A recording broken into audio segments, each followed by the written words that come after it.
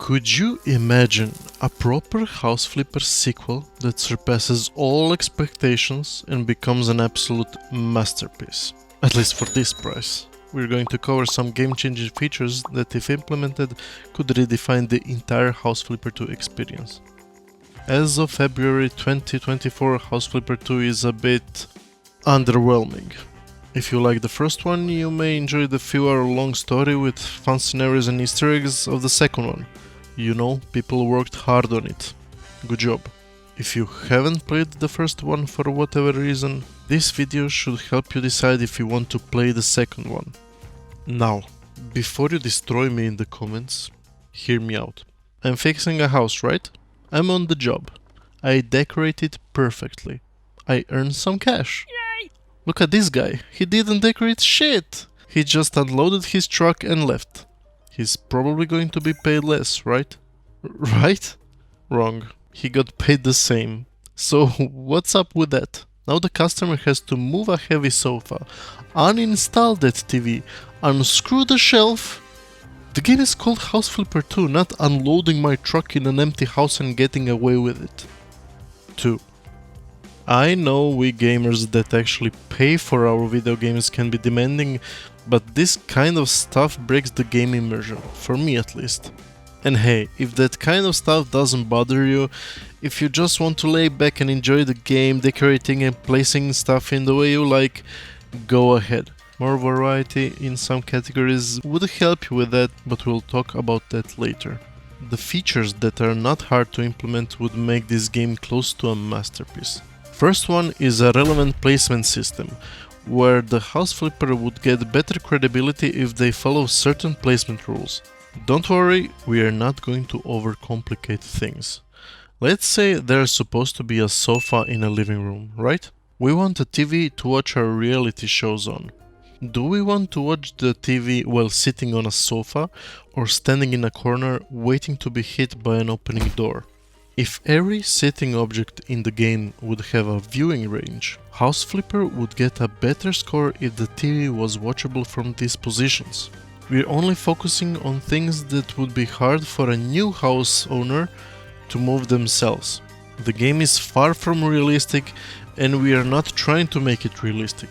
We are trying to improve immersion. We don't want to restrict players too much. The game would lose its purpose. Players need to have as much creative freedom as possible. This feature can be applied to other things like the fridge should be openable, doors shouldn't be blocked by a non-movable object, toilet paper holder should be close to a toilet. I guess you get the point? You already have a placement detection in your game, don't act like it's hard to implement this. It doesn't seem like the game wants you to actually flip a house. The idea behind house flipping is that you sell, repair, repaint stuff that are old, broken or damaged, furniture or appliances that are in good shape and still hold the market standard are not thrown away. That's the point. Buy a house or an apartment, do what's absolutely necessary with it, and sell it. But this game rewards you for throwing away things that are completely fine and replacing them with new ones. All of this gets much dumber when you realize you could block off all house entrances with 30 fireplaces and people would pay double for the house. Absolutely disgusting. This is what separates bad games from the good ones. And he's right, you're basically a glorified house cleaner that just happens to knock down some walls and put a new flooring. For you to be an actual house flipper, the game needs to offer the player more than a few buyers that you can just refresh to change their offer without knowing why it changed. They don't know why they want a house, they don't tell you why they're interested in the location. Do they have a family? Do they have pets? What's their favorite color? Do they usually watch TV or are they wasting hours watching YouTube content on their laptop?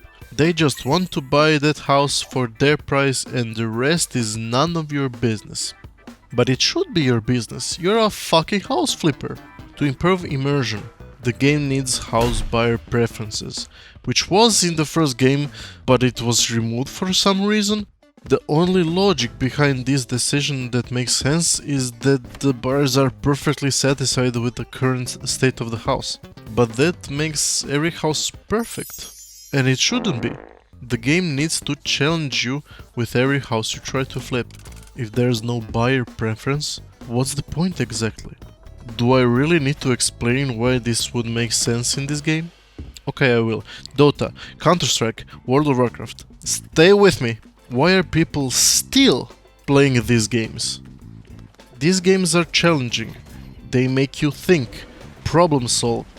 The dopamine hit when you manage to win a game or a PvP comes from being challenged. Let's go to real life for a second. When you try to flip a house in real life with your dad's money, the buyer has wants and needs. Fair enough, they usually look at the photos of the house and are 80 to 90% satisfied when they decide to buy it. They usually don't ask the seller to renovate the kitchen. It's fine as it is. By that logic, House Flipper 2 has it right.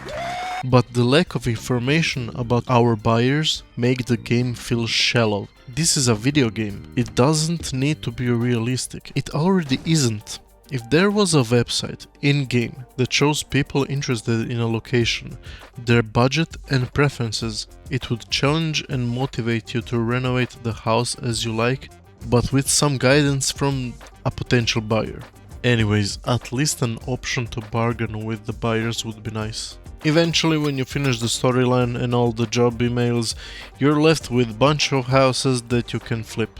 When you flip them and earn a profit, that same house is immediately up for sale again in its previous condition. I'm sorry, but this feels lazy to me.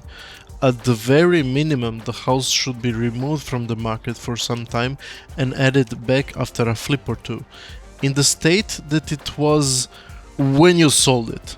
But you know, messy with some stuff missing, fucked up wall or something. That would make the game feel somewhat alive. And that combines great with a new buyer actually having demands. That can challenge you while flipping houses in the end game. If you just want to create and build as you like, you already have a creative mode. Randomized houses would be a way to keep the players engaged for longer. It wouldn't even matter if it's a bad randomization and the house looks busted. You're gonna renovate it anyways. Knock down a wall or two. Speaking of that, hey, we got a tool for demolishing and building walls. Let's build a wall, shall we? Click here, drag this over here, then we're gonna stretch it there and wait. I'm standing here holding my left click and doing nothing else. Why? When I pick up trash, I need to walk around, point and click. When I clean windows, I need to use my keyboard or mouse to move the thing and clean it myself.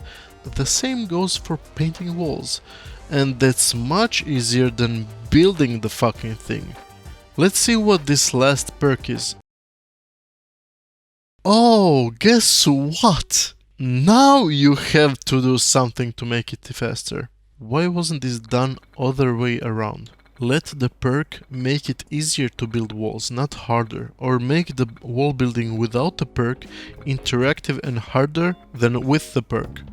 Okay, so I mentioned lack of variety earlier. No workshop. This is the thing that bothers a lot of people, and I know they will add it along with the curtains and other stuff that isn't in the game yet. There's a fresh content roadmap you can search online. They are adding events, DLCs of course, and multiplayer, but the lack of basic stuff like curtains and blinds feels like they have rushed with the release. They could have released the game half a year later with some performance optimizations and it would be received much better. Lamps. Oh my god, floor lamps. Only 9 of them. 9! You have 6 fucking light switches, but only 9 floor lamps. 2 of them are reflectors that have limited use case. You're left with 5 traditional looking ones and 2 abstract ones. More than 20% of your current catalog are lamps that look like rocket boosters and something that I would shove up my... Furniture falls when walls are broken, but not windows. They just levitate.